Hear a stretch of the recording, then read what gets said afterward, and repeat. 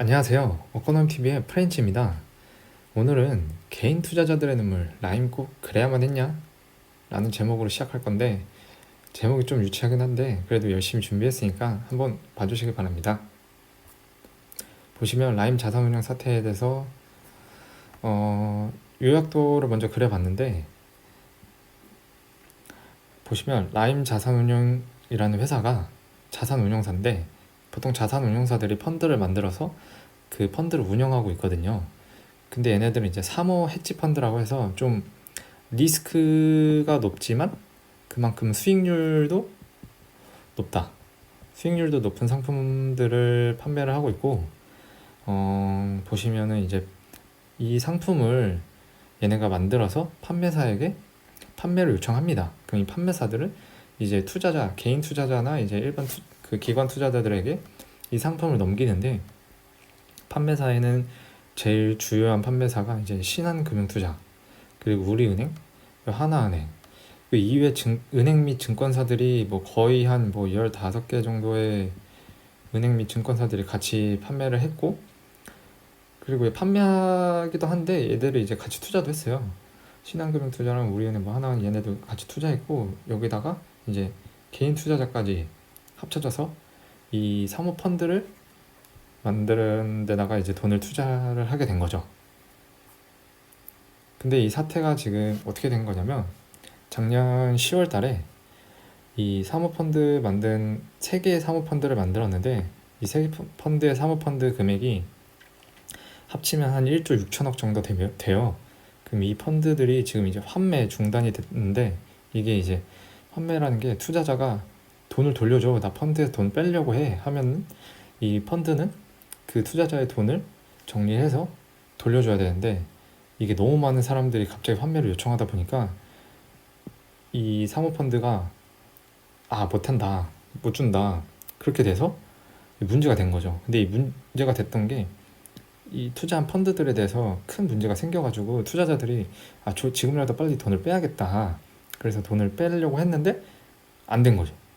이 라임 자산운용에서 돈 못 준다, 환매 못 한다, 이렇게 막은 거고, 그래서 11월 달에 이제 3일 회계법이라는 큰 대형 회계법인이 이 펀드 감사를 실시를 하게 됩니다. 펀드 실사를 하고, 이때 이제 이종필 전 부사장, 그 라임 전 부사장이 도망가요. 좀 낌새가 이상하고 이제 좀 실사도 들어오고 하니까 잘못한 게 있었는지 도망을 가게 됩니다. 그리고 나서 이 12월에 미국 증권거래위원회에서 이 IIG에 대해서 자산을 동결하는 조치를 취합니다. 얘는 뭐냐면 인터내셔널 인베스트 그룹인데, 이 사모펀드 아까 3개라고 했잖아요. 여기 하나가 더 있어요. 하나 더 있는데 이게 무역금융펀드인데, 요게 여기다가 돈을 투자를 합니다. 투자. 근데 얘네가 폰지 사기 혐의로 이제 미국 증권거래위원회에서 자산 동결 조치를 내립니다. 그러다 보니까 자산이 동결되니까 펀드 자금이 묶였죠. 그럼 환매를 했는데, 여기서도 환매를 했는데 이것도 환매가 중단이 되는 거죠. 라임이 여기다 돈을 투자했는데 얘네가 폰지 사기 혐의로 자산이 동결되니까 라임도 펀드 환매가 중단되는 거고. 그리고 이 폰지 사기라는 게 뭐냐면 약간 다단계 형식의 사기 방법이라고 보시면 되는데, 이제 어떻게 되는 거냐면 기존의 투자자들에게 신규 투자자를 모집합니다. 신규 투자자를 모집해서 이 돈으로 기존 투자자들에게 이자랑 뭐 배당, 뭐 이자, 배당, 뭐 원금을 돌려줘요. 사실 이 신규 투자자가 투자한 돈으로 투자를 해야 되는데 투자를 하는 게 아니라 여기다가 돈을 줍니다. 그럼 또 이 신규 투자자를 위해서 또 다른 신규 투자자들이 돈을 내면 그 돈으로 투자를 하는 거죠. 투자를 하는 게 아니라 이자랑 배당, 원금을 지급을 하는 것이죠. 이게 폰지 사기인데, 이거 지금 이 인터내셔널 인베스트 그룹이 이걸 했다는 거예요, 혐의로. 그리고 나서 이제 2월 달에 3일 회계법인이 펀드 한 실사 결과가 발표되고, 이때 아마 자산 회수 가능 금액이 전체 이제 펀드 금액의 한 50%에서 맥시멈 60%다, 뭐 이 정도로 얘기를 했던 것 같아요. 그리고 나서 지금 현재 4월 달에 이종필은 잡혔고, 그 다음에 이종필과 이제 핵심 인물이라고 얘기되는 이 김봉현이라는 사람도 현재 구속영장 청구를 받은 상태입니다. 1년에 이제 뭐 사태는 이런 식으로 보시면 될 것 같고, 그 다음에 보시면, 그리고 요 세 개의 펀드에 대해서 앞서 말했던 것처럼 펀드 명의랑 투자 대상, 펀드 규모에 대해서 좀 정리를 해봤는데, 첫 번째로 이 플루토 FID-1호에 대한 펀드는 코스닥에 있는 채권을 사줍니다. 그 규모가 한 9천억 정도 되는데, 보통 이제 우량 회사채라고 하면은 신용 등급이 보통 A 정도 되는 회사채들이 이제 보통 우량 회사채로 평가를 받고, 보통 코스닥에 있는 회사채들은 아마 정확하진 않지만 그래도 A 등급이 되는 회사채가 많지는 않을 거예요. 근데 대신에 이제 등급이 낮을수록 수익률이 높으니까 이제 하이 리스크 하이 리턴을 실현한 거죠. 그리고 이 테디스 2호는 코스닥에 있는 메자닌 채권을 산 거죠. 근데 이 메자닌이란 게 요게 전환사채인데, 전환할 수 있는 사채. 뭘로 전환할 수 있냐? 주식으로 전환할 수 있는 사채입니다.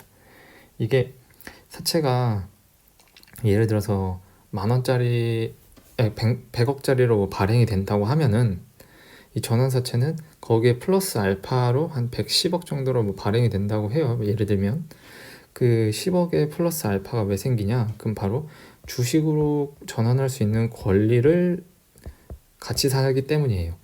예를 들어서 이 주식으로 전환할 수 있는 권리를 한 주당 내가 뭐 그 회사 주가가 15,000원이면 15,000원에 전환할 수 있는 그 권리를 같이 사는 거예요. 그래서 이 회사의 주가가 만약에 18,000원으로 상승하면 나는 이 권리를 행사해서 이 사채를 주식으로 전부 전환을 하는 겁니다.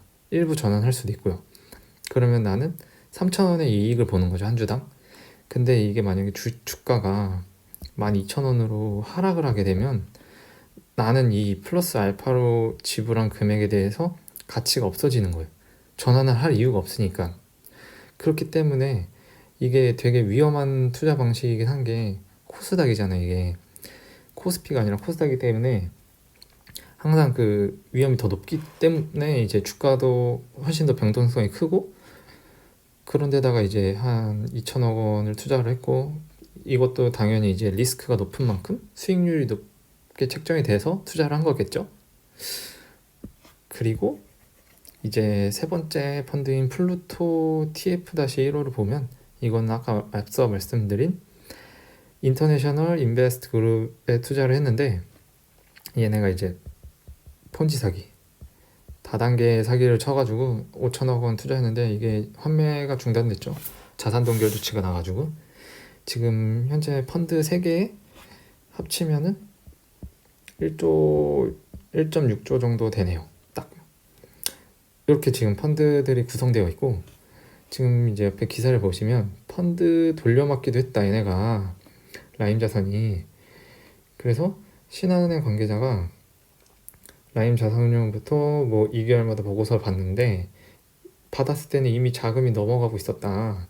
근데 이거는 펀드 자금이 함부로 이동되는 것은 불법행위다 라고 되어 있어요.